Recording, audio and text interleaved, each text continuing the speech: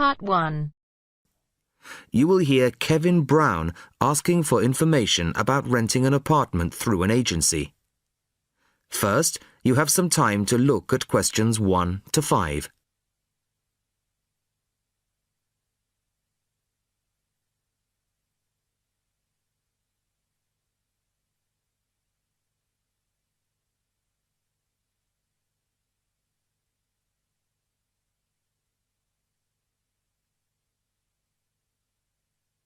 Now the test will begin.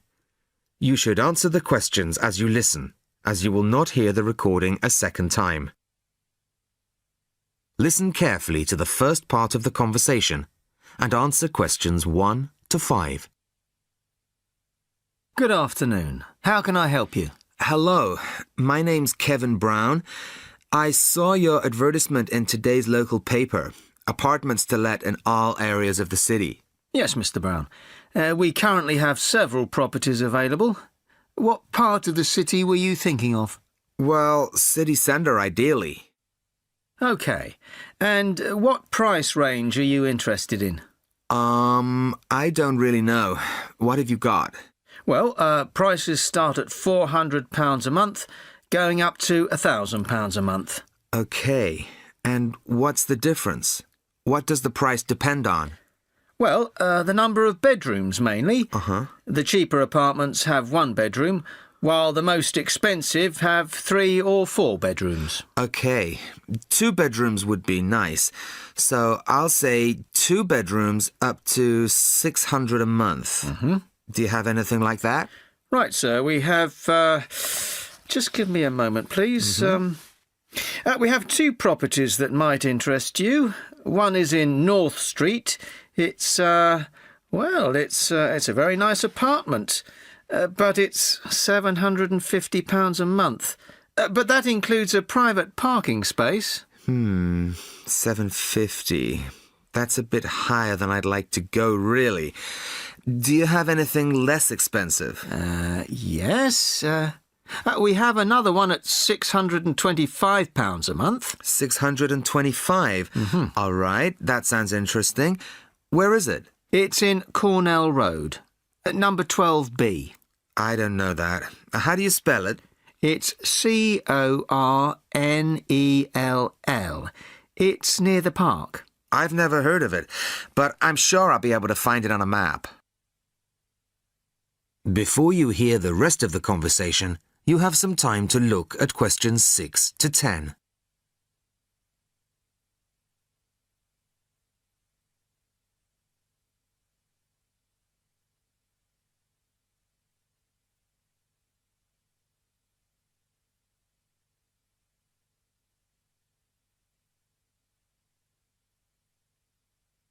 Now listen and answer questions 6 to 10.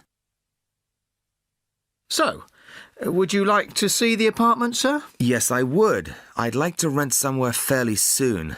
Would tomorrow be possible? Sorry, I'm afraid nobody is available all day tomorrow. It's quite a busy time of year for us. I see. But if you're free later today, you could see it at 5:15. Sure, no problem. I could manage that. OK. So that'll be 5:15 with my colleague Jason. He'll meet you at the apartment. That's fine. And one more thing. What do I need to provide to rent an apartment with you? What documents, that kind of thing? Yes, of course. Do you have a job? Yes, I work in a travel agency. Well, a reference letter from your employer, saying you work for them, and a deposit, which is 1 month's rent plus a fee of £60. What's that for? It's an administration fee to cover the cost of preparing the contract. OK. And one last thing. When would this apartment be available? It's empty now, so you could move in as soon as the contract was signed. That's great. Thanks very much indeed. Bye. Goodbye, Mr. Brown.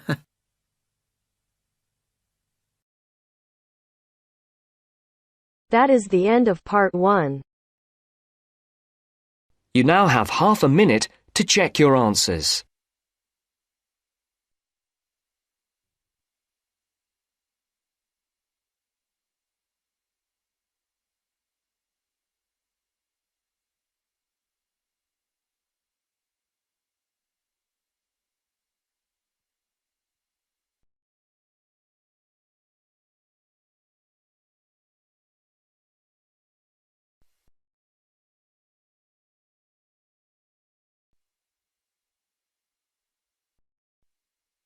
Now turns to Part 2.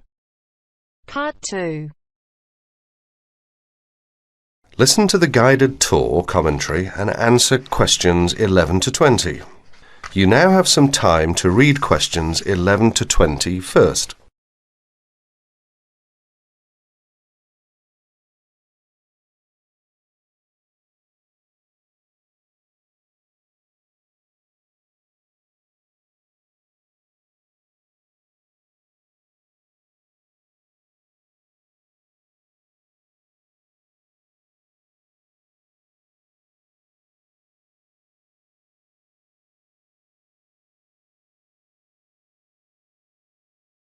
Welcome to the library tour. We'll begin our tour of this level of the library here at the entrance. Then we'll go in a clockwise direction. So, first of all, over here on the left, next to the entrance, is a touchscreen information service. These computers can be used at any time to get general information about the library and how it works. In front of the touchscreen information service are the catalogues. As you can see, it's a computerized catalogue system and it's very easy to use. The catalogues are linked up to the other libraries at the university. So make sure you check which library a book is in when you are trying to locate a particular item. Next, along here on the left, we have the circulation desk for borrowing and returning books. The returns area, the place for returned books and other items, is at the end of the circulation desk, near closed reserve. Closed reserve, as most of you probably know, is a collection of books that are in high demand, so they are on restricted circulation. If a book is on closed reserve, you can only borrow it to use within the library for 3 hours at a time. Over there in the corner are the shelves for newspapers. The library has an extensive collection of local and international English language newspapers. They are kept on those shelves for 1 month and then stored elsewhere. As we continue on our tour, around to the right, this large central section is the reference section. Reference texts cannot be borrowed for use outside the library. They must be used within the library. All these shelves in the centre of this level are the reference section. Now, the stairs here on the left lead to level 2 only. On level 2 are most of the law books. To go up to the other levels of the library, you have to use a lift. Beside the stairs are the restrooms for this floor. Now, as we walk around this corner to the right, this large room on the left is the Audio-Visual Resource Centre. You can come here if you wish to listen to a tape or watch one of the library's videos. Next to the Audio-Visual Resource Centre is the photocopying room. There are 15 copiers for student use, and we've recently added a colour copier. The system for copying uses cards, not coins. You can buy a photocopy card from the technician in charge of the photocopying room or from the information desk if he isn't here at the time. On our right, these work tables are for student use, especially for small groups to work together, or you and your colleagues can use the conference room, which is that small room there next to the lockers.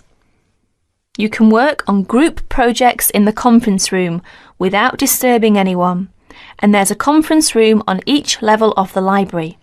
The round desk in front of the lockers is the information desk. If you need help using the catalogues or you need to organise a loan from another library, the information desk is the place to come. And finally, here, beside the exit doors, these 2 shelves contain current magazines and journals. Like the newspapers, they are kept here for a time and then stored elsewhere. OK, that's the end of the tour of this level of the library. I'll leave you to look around yourselves now, and if you need any further help, please ask at the information desk.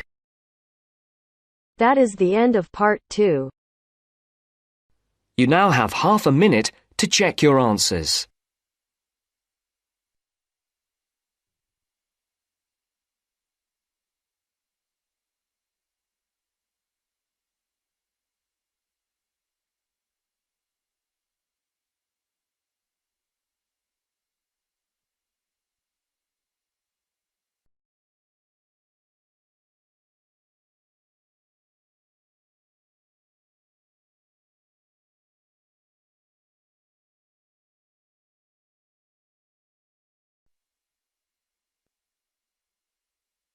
Now turns to Part 3.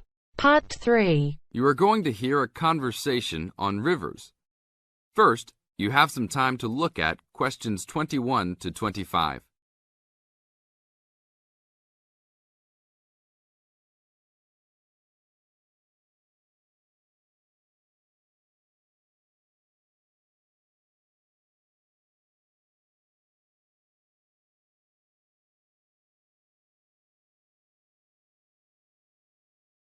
Now listen to the tape and answer the questions. Please tell me about the current state of the Amazon. We have increased deforestation, increased human population relating to deforestation, and a role of fire in the Amazon on a scale that's never been seen in history. At the same time, you can see progress in trying to counter that negative trend. How do you see this? We see this in the creation of national parks and indigenous areas, and efforts to fund sustainable development activities for locals. We see both good and the bad, and it's going to be a race to finish. I understand that you started the Minimum Critical Size of Ecosystems project. Could you tell me about it? A number of years ago, it became apparent that those practicing conservationists didn't have the scientific information available to properly design a conservation area.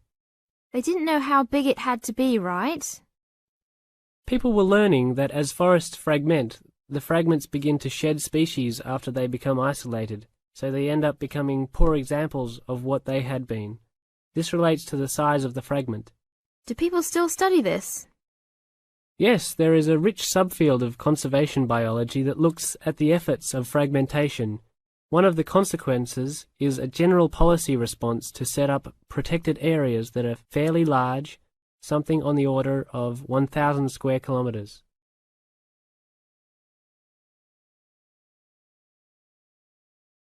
Now look at questions 26 to 30.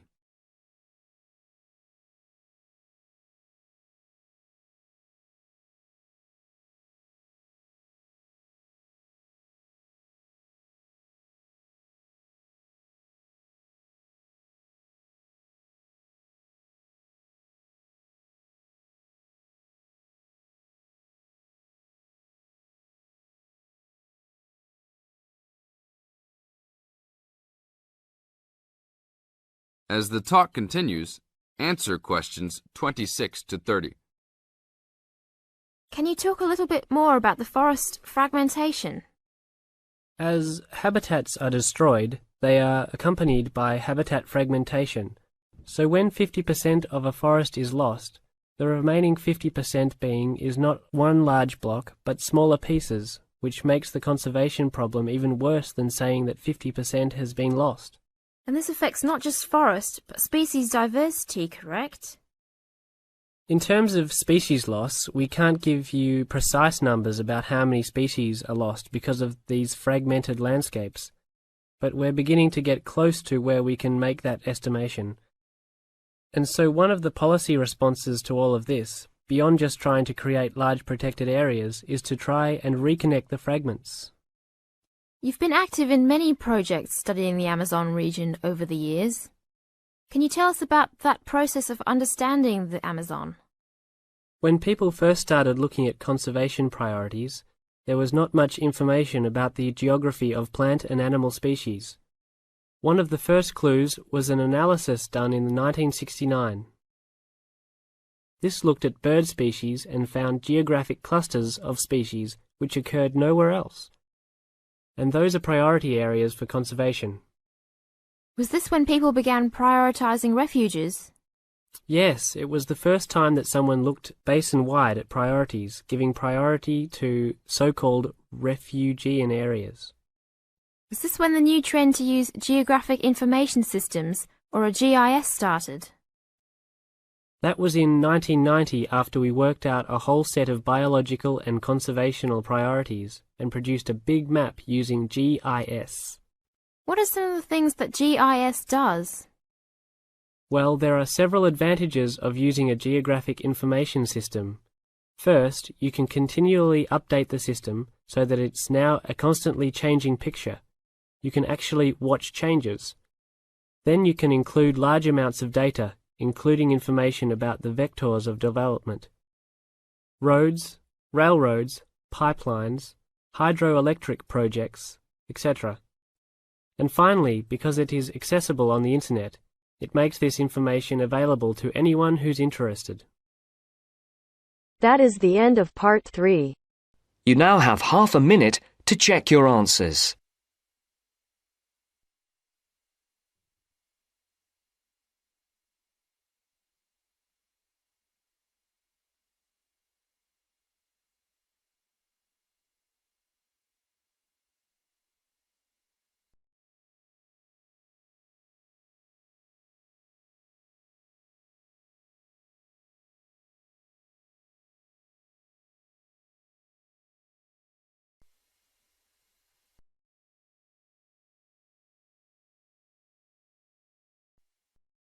Now turns to part 4. Part 4. In this section, you'll hear a lecture on coral reef. First, you have some time to read questions 31 to 40.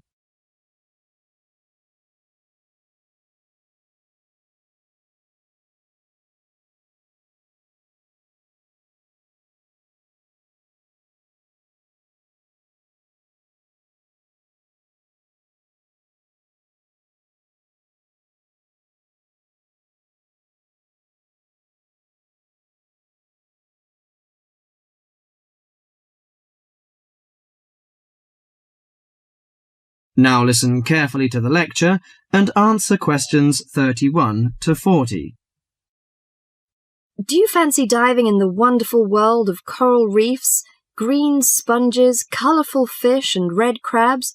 It is a rich garden beneath the waves. But how much do you know about the corals? Are they animals or plants? What are the threats to coral reefs? Today, Mr. Tim Harford, Executive Director of the Coral Reef Alliance, is going to introduce the facts about coral reefs. Good afternoon, everyone. Coral reefs are one of nature's most magnificent creations. It is filled with thousands of unique and valuable plants and animals. Over 1/4 of all marine species depend on healthy coral reefs. Humans also depend on coral reefs. These marine ecosystems are the primary source of food and income for millions of people, a vast repository of valuable chemical compounds and medicines, and a natural wave barrier that protect beaches and coastlines from waves and storms. Coral is actually the exoskeletons of coral polyps. Made from limestone, these skeletons build up over time, forming the reef. New corals are born each April. At a certain hour, on a certain night, mature corals suddenly release clouds of eggs and sperm into the sea. After the fertilized eggs take root on the seafloor, they can grow up to 15 centimeters per year. Coral reefs are present in the waters of over 100 countries. These are warm, 18 to 29 degrees centigrade, shallow, sunny regions primarily between the tropics of Cancer and Capricorn. Only clear, warm salt water can support a coral reef. And because sunlight is crucial to the reef's survival, the water must also be shallow. The algae that grow on coral provide much of the coral's food. In deeper water, algae cannot get the sunlight they need to grow. Most coral reefs are in the tropics because natural conditions there are perfect. In their modern form, coral reefs have thrived on Earth for over 50 million years. In recent years, however, more than 11% of the world's reefs have been lost, with another 16% severely damaged during the El Niño event in 1998. Up to 32% of coral reefs may be destroyed by human activities in the next 30 years if we do not take action now. Corals and coral reefs are extremely sensitive. Slight changes in the reef environment may have detrimental effects on the health of entire coral colonies. These changes may be due to a variety of factors. One of the greatest threats to coral reefs is human expansion or development. As human population increases, so does the harvest of resources from the sea. Due to overfishing, reef fish populations have been greatly decreased in some areas of the world. The removal of large numbers of reef fish has caused the coral reef ecosystems to become unbalanced. As we know, corals are also very popular as decorations. A large amount of the most healthy corals are selected by commercial collectors. They sell the corals to souvenir shops, where a large number of tourists wait to purchase them as decorations or souvenirs. Coral reefs also receive much damage from both commercial and private vessels. The leakage of fuels into the water and the occurrence of spills by large tankers are extremely damaging to local corals. Although much of the coral reef's degradation is directly blamed on human impact, there are several natural disturbances which cause significant damage to coral reefs. The most recognized of these events are hurricanes or typhoons, which bring powerful waves to the tropics. These storm waves cause large corals to break apart and scatter fragments about the reefs. Home to a diverse community of creatures, coral reefs are underwater treasure chests of colour and activity. Predators and prey swim and crawl among the coral in nature's never-ending dance of life and death. This lively, fascinating world beneath the waves is just waiting to be explored. That is the end of part 4. You now have half a minute to check your answers.